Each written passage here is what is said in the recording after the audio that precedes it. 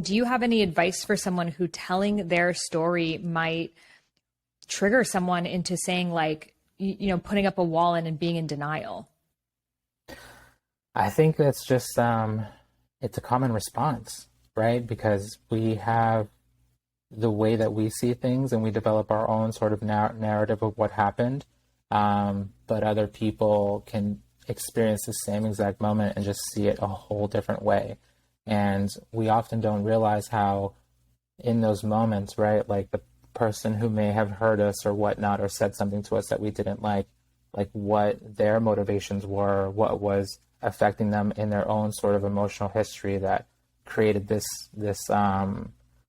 created these words that had so much heaviness that really affected us. So there's a lot of factors that go into creating a moment, and like not just within us, but in the other people around us. And on top of that, memory is really fickle.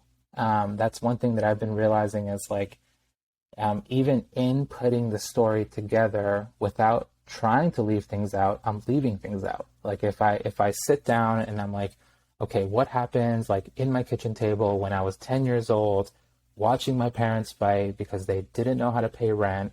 But then there's just like there's so much about like, okay, I'm actually writing it down, but by writing it down, I'm leaving things out, and because moments are very complex and they're expansive.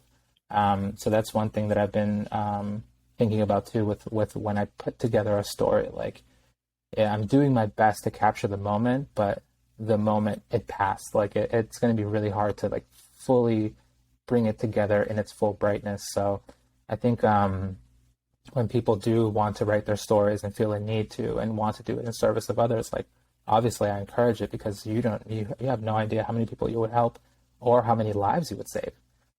So it's really important, like to if you feel that creative flow coming, to do it, act on it and share, because you can be helping so many people, but also know that one side of the story is not final.